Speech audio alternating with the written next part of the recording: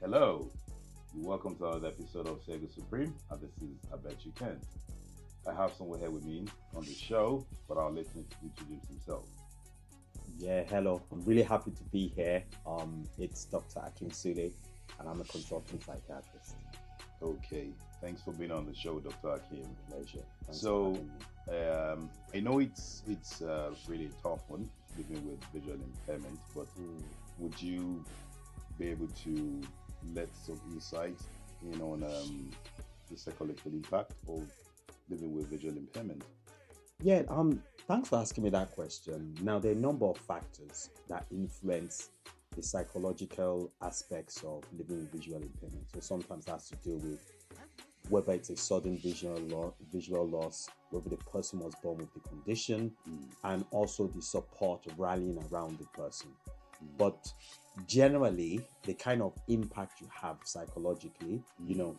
generally tends to be things like grief, and that makes sense. There's a loss of something, so people grieve. So it's That's very right. similar to the process of grieving, mourning, a pining for sight and things like that. Mm, Also, there can be depression and anxiety. So with depressive symptoms, there'll be things like not being able to enjoy things, low mood, you know, and just feeling bad. Anxiety goes with that. mm, What is also very, very interesting about visual loss is sometimes people have low self esteem and a loss of identity. Because if you think about it, identity can be generally tends to be around who we are. So sometimes people equate the visual loss to them as a person. mm. Hence, sorry for using this word, but people say things like, "Oh, I'm just the blind man or the blind woman," and it which can is be which part is of their not identity, politically correct. which is not politically correct. That's right. So people generally would tend to use those terms rather than the more appropriate term of I have a visual impairment, and Mm, that's important because it separates the person from something that's happened. So language obviously is important. The other things that come along with that is social isolation. And social isolation is very, very important because social isolation also increases the risk of things like cognitive impairment. And it makes sense. People with visual impairment sometimes are afraid to go out. They lose their social contact mm, and hence they feel socially isolated and you can get loneliness.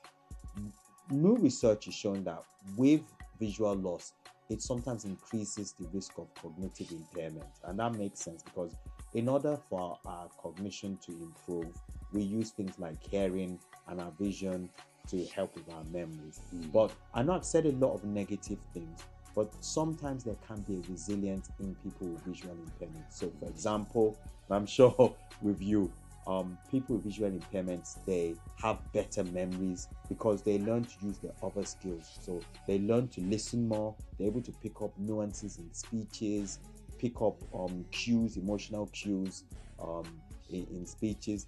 They can have memory, and the thing is, it's adapting. If you're not seeing things, then you've got to remember pathways. You've got to remember where things are. You've got to remember facts, and things like that, so they can be better at it as well.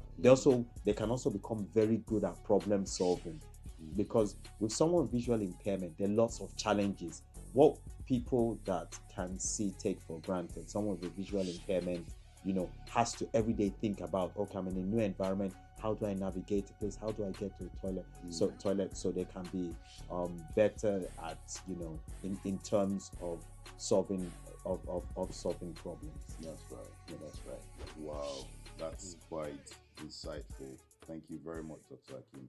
So another question I want to ask you is, how can the well-being of people living with visual impairment be promoted? Yeah. But there are a lot of things like this. I think first of all is about support.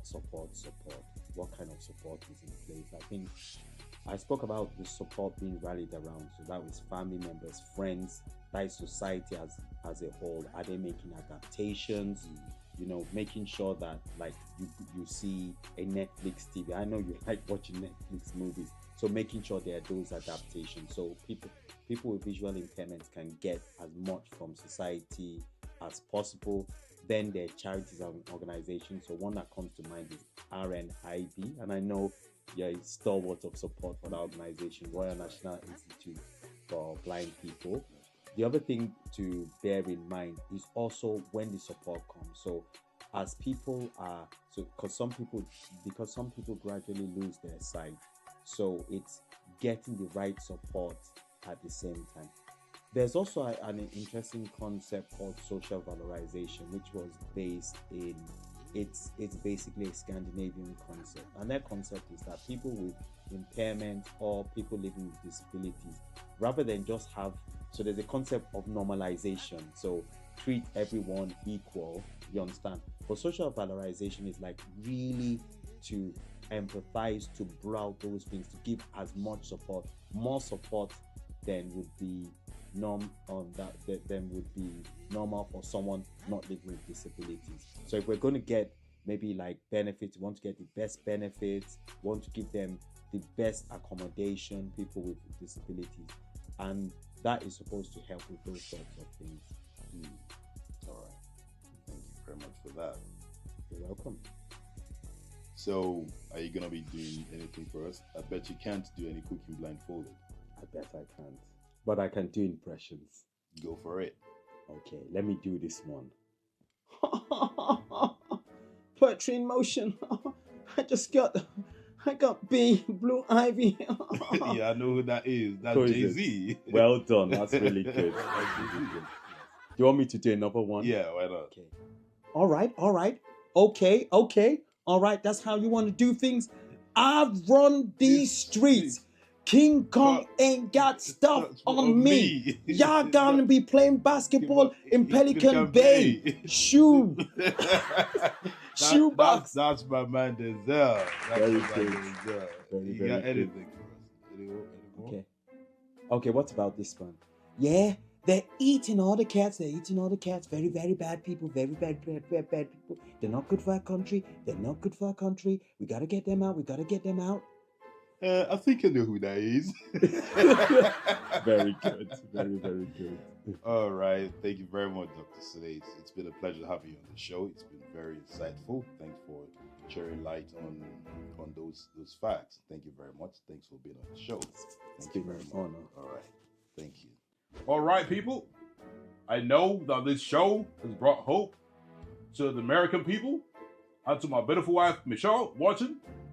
Thank you very much. That's definitely on power. Definitely. Well, I hope you found this episode very informative as we celebrate the Deaf Blind Week in honor of Ellen Keller. Keep watching Sega Supreme, and it's been a Bet You Can't on the show. Thanks for watching. Please don't forget to subscribe, like, and share. Bye for now.